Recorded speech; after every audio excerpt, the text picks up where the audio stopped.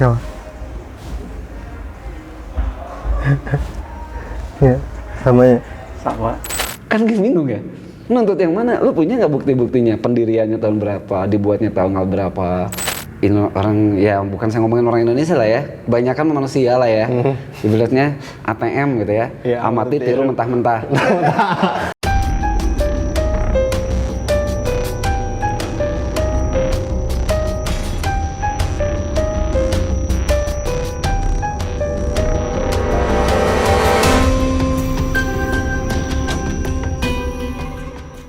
Halo guys, gimana kabarnya? Masih pakai sepatu KW? Atau sekarang udah mulai melek tentang istilah-istilah yang bukan sepatu original? Nah, sekarang gue bakal ngebahas sedikit tentang banyaknya kabar tentang plagiarisme di Indonesia. Kayak yang kita tahu nih, belakangan lagi marak banget tentang gaungan local pride. Tapi di balik itu semua muncul juga fenomena yang lumayan mengganggu dunia persepatuan Indonesia. Ya, kalau bukan itu apalagi, yaitu plagiarisme desain. Nah, kalau kalian masih ingat, dunia persepatuan Indonesia sendiri pernah heboh nih beberapa tahun lalu dengan berita kalau brand lokal digugat sama brand luar karena dianggap menjiplak desain mereka. Semenjiplak apa sih? Kita cek.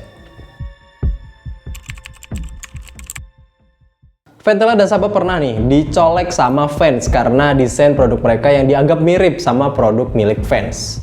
Fans yang emang udah dikenal sangat ngelindungin konsep kreatif produknya sampai minta moderator Instagram untuk menghapus semua foto dagangan sepatu Ventela yang dianggap menjiplak produknya. Nah, asumsi jiplak-menjiplak di produk sepatu lokal ini sendiri bukan yang satu-satunya, bukan yang pertama juga. Ventela sendiri pernah dianggap menjiplak sepatu dari desain Converse. Selain itu, brand yang dianggap lokal pride lain yang juga nggak lepas dari isu plagiarisme ini adalah Kompas ya. Siapa yang nggak tahu Kompas nih? Dimana Kompas dianggap ngejiplak desain sepatu dari Nike. Kalau nggak salah sih Nike Blazer ya.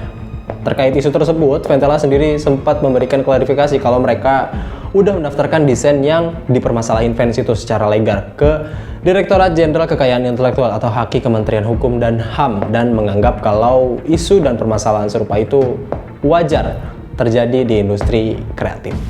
Wajar kok, wajar. Tapi itu kan cuma dianggap mirip ya. Kalau sepatu KW yang beneran plek ketiplek sama persis, gimana? Kayak yang kita tahu nih, di Indonesia, negara kita tercinta yang penduduknya sejahtera dan bahagia itu banyak banget sepatu KW. Bahkan, isu tentang plagiarisme dan sepatu KW sendiri udah pernah muncul sebelumnya. Sebut aja Fans of the Top. Pasti kalian kenal kan, Fans of the Top. Fans of the Top sendiri brand sepatu yang bukan cuma desain sepatunya aja, tapi namanya juga ngejiplak brand Vans asal Amerika Serikat yang kita semua tahu. Nah, malahan merek dan logo mereka juga udah sempat terdaftar di Direktorat Merek Ditjen Hak Kekayaan Intelektual Kementerian Hukum dan HAM. Agak susah sih ini tulisannya. Emang keren-keren sih orang kita tuh. Tapi singkat cerita, Vans mengugat pendaftaran merek dan logo dari Fans of the Top nih untuk dibatalkan. Akhirnya perseteruan antara kedua fans ini dimenangin sama fans Amerika Serikat dan fans KW, si Fans of the Top ini harus mengganti merek dagangnya dan bayar ganti rugi. Kalau dari dalam negerinya pernah juga ada isu di mana Kompas ngegugat brand lokal lain bernama Campes yang dianggap ngejiplak mereka. Lucu juga sih, Kompas dianggap ngejiplak Nike, tapi Kompas gak suka karena Campes mereka anggap ngejiplak desain dari mereka. Siapa yang jiplak siapa ini jadinya? Menurut kalian gimana? Tapi kalau ngomongin sepatu lokal nih, emang beneran mirip sama sepatu brand luar ya? Bukan.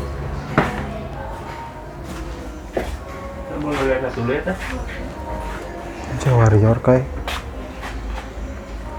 Warrior? Iya kita mau tadi si Aimam itu.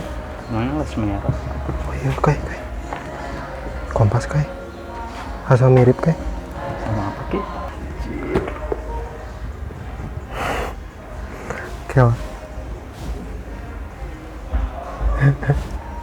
Ya, sama ya. Sama. Terus ini outsole-nya sih beda ya. So, pakai patch belakang.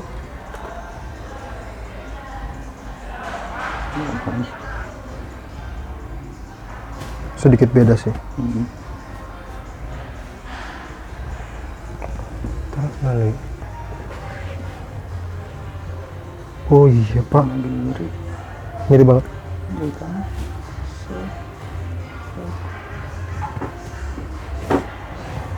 Ini beda ininya apa? Merah nih. Yang merah ininya apa? Patchnya. Ya, beda penempatan letter unggulnya.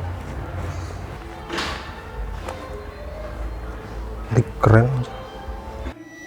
Beneran mirip ternyata. Dengan didapatnya data tersebut, kita dari tim Shoe Workshop jadi makin penasaran nih perihal sepatu lokal dan KW yang juga isu plagiarisme desain sepatu itu sendiri.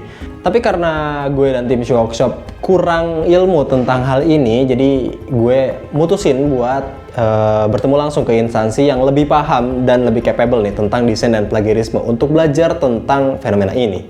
Sebenarnya plagiarisme itu apa? Oke, kalau plagiarisme itu adalah meniru mentah-mentah ya, kalau saya bilang ya. Meniru mentah-mentah? Meniru mentah-mentah. Jadi tanpa ada batasan, ada inovasi baru ya di dalam sebuah desainnya. Jadi kalau kita berbicara plagiarisme dan inovasi kan bedanya tipis tuh sebenarnya. Iya. Sebuah desain baru ada inovasinya. Tapi kalau sebuah desain yang benar-benar ngejiplak, ya itu plagiarisme. Oh, oke. Kalau misalkan ada 10% dari desain yang dirubah sedikit, itu masih termasuk plagiarisme nggak? Inovasi maksudnya. Oh, itu inovasi? Inovasi. Tapi kalau desainnya berubah ya. Kalau desainnya berubah? Kalau bahannya yang berubah, tetap aja plagiarisme. Oh. Kan misalkan bahannya bahan kualitas A nih. Masuk ke Indonesia ditiru dengan bahan kualitas B. Tapi desainnya sama gitu? Desainnya sama. Itu termasuk plagiarisme? Masuk plagiarisme. Oh, alah, oke. Walaupun dari warna? Dari warna pun sama. Karena kan yang dijadikan patennya itu adalah desain. Desainnya. Oke. Gitu. Kalau sepatu yang kelihatan mirip, ini nyambung ke yang tadi. Iya. Apakah termasuk plagiarisme desain juga? Ya, sama pasti.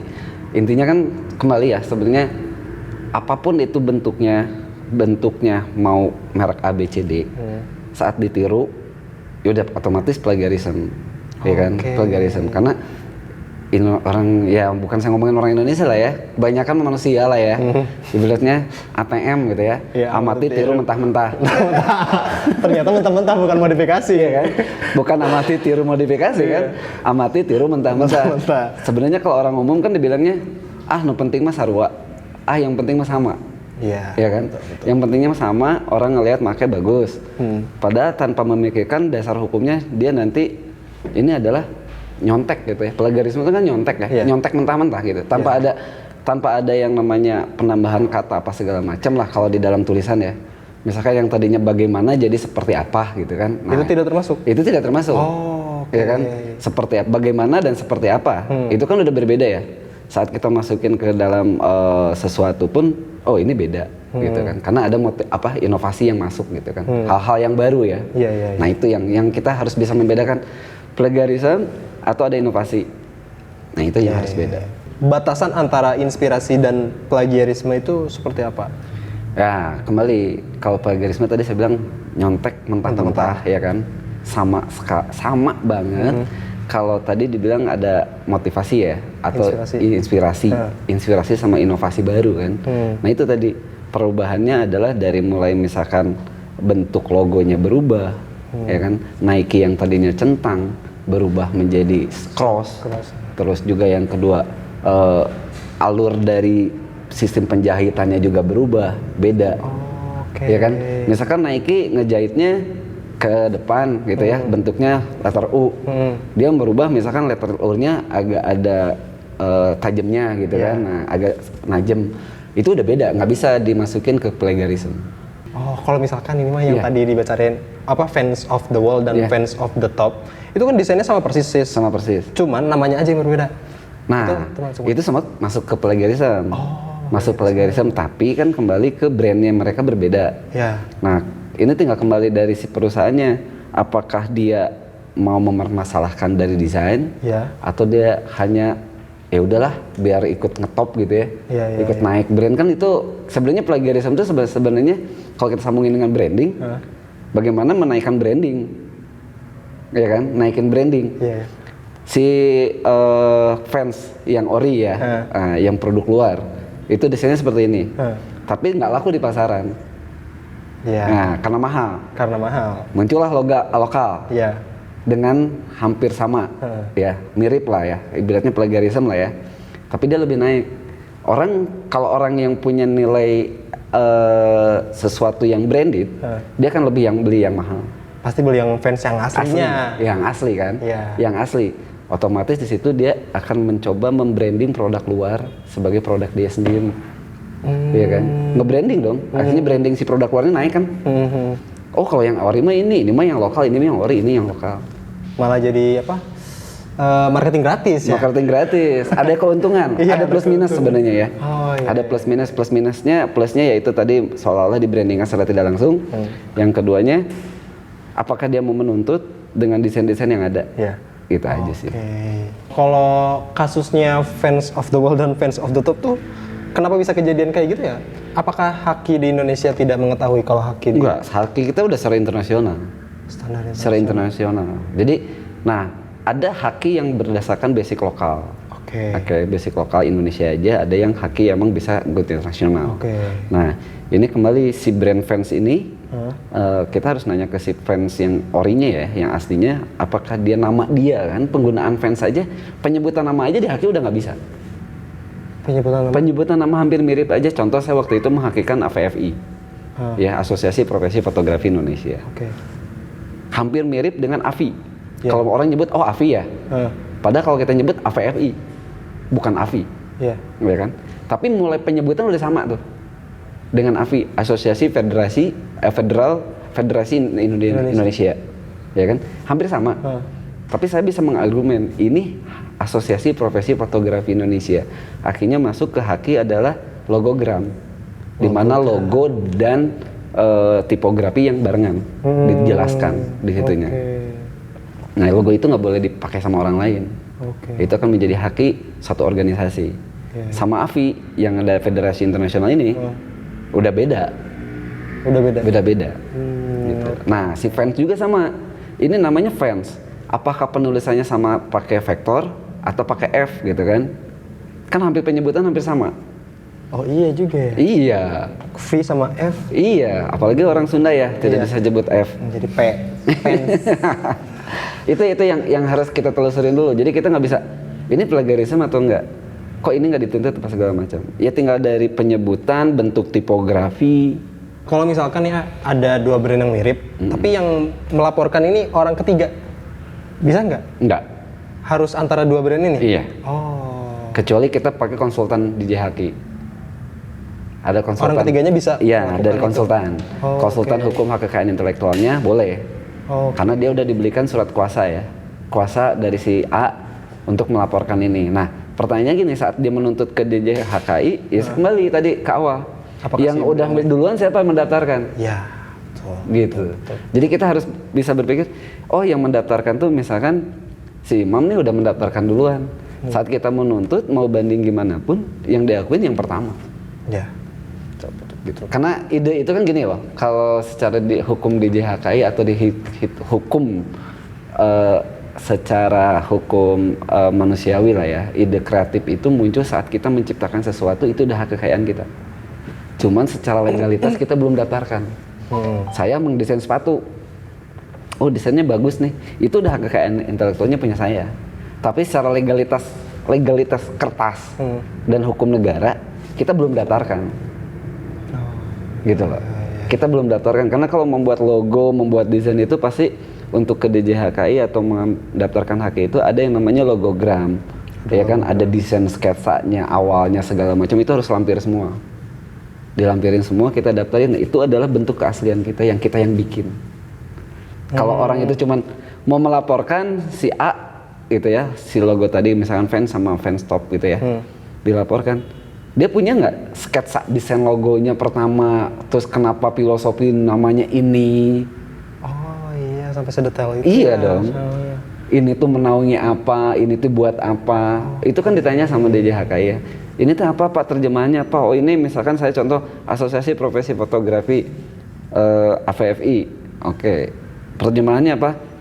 Sekelompok, sekumpulan organisasi terkait dengan profesi dunia fotografi, kursus atau pelatihan, gitu kan, untuk kursus pelatihan dan peningkatan sumber daya manusia dan pemberian ilmu pengetahuan. Oke, itu udah masuk kelas-kelasnya udah beda. Ya. Kan di DJHK ada kelasnya, Iya. kelas berapa. Nah itu udah masuk.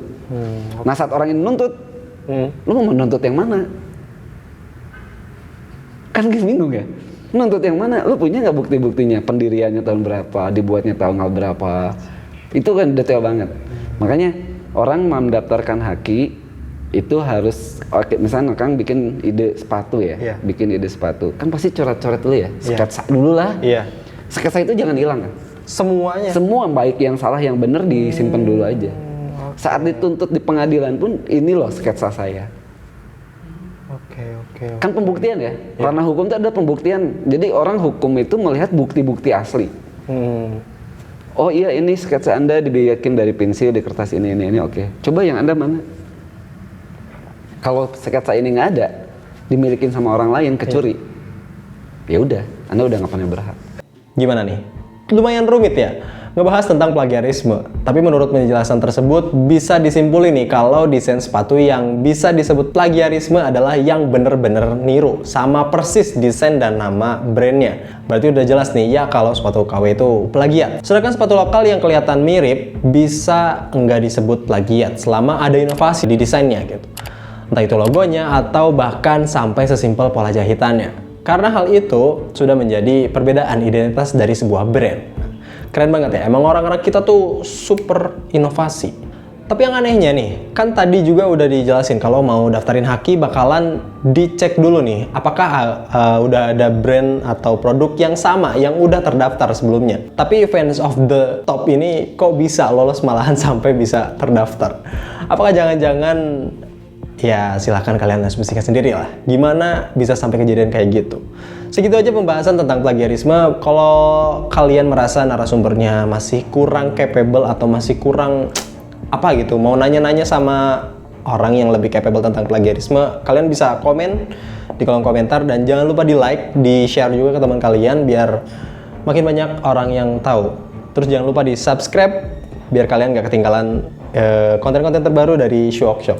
Gue Oki pamit undur diri, adios. Sepatu fans 200 ribuan dari Korea.